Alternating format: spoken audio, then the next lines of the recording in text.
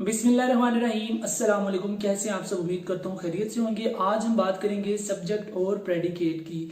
एक सेंटेंस को हम दो हिस्सों में तकसीम कर सकते हैं। पहला होता है सब्जेक्ट और दूसरा हिस्सा होता है प्रेडिकेट। फिर हम प्रेडिकेट को मजीद आगे डिवाइड करते हैं, लेकिन अभी हम सिर्फ बात करेंगे सब्जेक्ट और प्रेडिकेट की।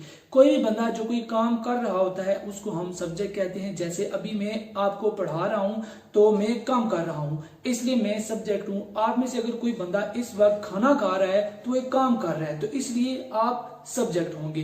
अच्छा, इसके अलावा एक सेंटेंस में वो तमाम अल्फाज जो हमें सब्जेक्ट के बारे में बताएं कि सब्जेक्ट कौन है, यानी काम करने वाला कौन है, तो उसको हम प्रेडिकेट कहेंगे। एग्जाम्पल की वजह से समझने की कोशिश करते हैं। सेंटेंस है हमारे पास, अली ईट्स फूड। अली खाना खाता है। खाना कौन खा रहा है? अली। अली एक काम कर रहा है, इसलिए काम करने वाला होगा सब्जेक्ट। अब इस सब्जेक्ट के बाद जितने भी ये अल्फाज हैं इन सब को हम कहेंगे प्रेडिकेट। अच्छा, ईट्स फूड, खाना खाता है। कौन खाना खा रहा है? अली। तो ये अल्फाज हमें सब्जेक्ट अली के बारे में बता रहे हैं कि खाना कौन खा रहा है, काम कौन कर रहा है? अली। तो इसलिए ये अल्फाज हमारे होंगे प्रेडिकेट, क्योंकि ये हमें सब्जेक्ट के बारे में मालूमात फराहम कर रहे हैं। एक और एग्जांपल लिखते हैं, सना वॉशेस डिशेस। सना बर्तन धोती है। अब बर्तन कौन धो रहा है, काम कौन कर रहा है? सना, इसलिए सना सब्जेक्ट है। अब इसके बाद जितने भी ये अल्फाज हैं, वॉशेस डिशेस, बर्तन धोती है, ये हमारे प्रेडिकेट हैं, क्योंकि इन अल्फाज से हमें पता चल रहा है कि सब्जेक्ट कौन है? सना है। ठीक है, तो सना सब्जेक्ट होगी और ये वाले अल्फाज हमारे प्रेडिकेट हैं। ये अल्फाज 2, 4, 6 ज्यादा पर मुश्तमिल हो। बाज़-औक़ात सब्जेक्ट एक से ज्यादा अल्फाज पर मुश्तमिल होता है, तो ऐसी सूरत में हम कहते हैं कि ये सब्जेक्ट कंप्लीट सब्जेक्ट है। लेकिन अगर सब्जेक्ट एक ही लफ्ज पर मुश्तमिल हो तो हम कहते हैं कि ये सिंपल सब्जेक्ट है। सेंटेंस हमारे पास लिखा हुआ है, गुड स्टूडेंट वर्क्स हार्ड। अच्छा तालिबे इल्म सख्त मेहनत करता है। अच्छा तालिबे इल्म, अच्छा तालिबे इल्म। अब सब्जेक्ट है ये हमारा, ये एक से ज्यादा अल्फाज पर मुश्तमिल है, इसलिए हम इसको कहेंगे कंप्लीट सब्जेक्ट। लेकिन अगर यहाँ पर गुड का लफ्ज ना होता और सिर्फ स्टूडेंट लिखा होता, स्टूडेंट वर्क्स हार्ड, तो फिर हमारा जो सब्जेक्ट है वो एक ही लफ्ज पर मुश्तमिल है, स्टूडेंट, तो फिर ये सब्जेक्ट हमारा सिंपल सब्जेक्ट होता।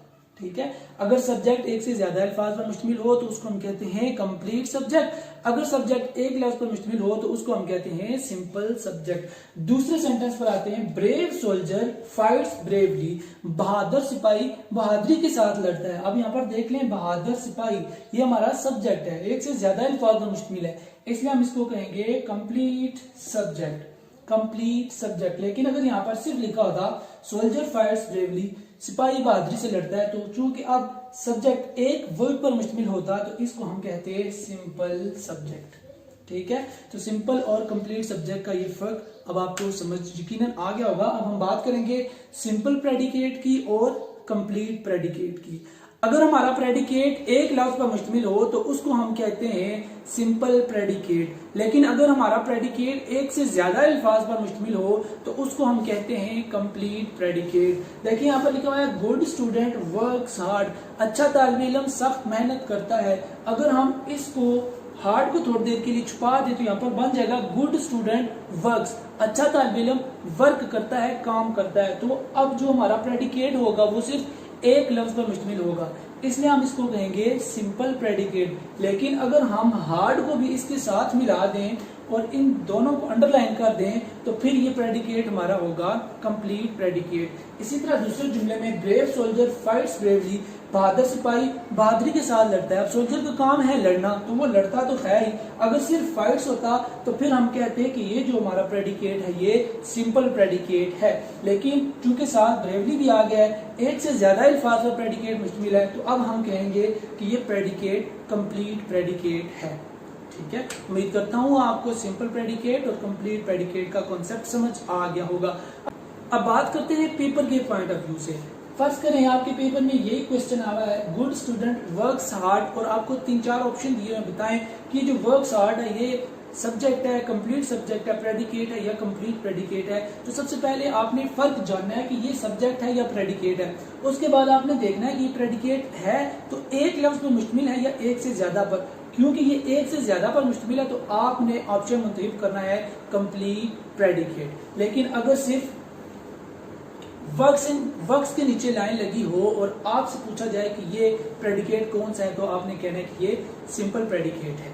इसी तरह अगर सब्जेक्ट के नीचे लाइन लगी हो और सब्जेक्ट एक से ज्यादा अल्फाज पर हो तो आपने कहना है कि ये कंप्लीट सब्जेक्ट है। लेकिन अगर एक वर्ड के नीचे लाइन लगी हो तो फिर आपने कहना है कि ये सब्जेक्ट सिंपल सब्जेक्ट है।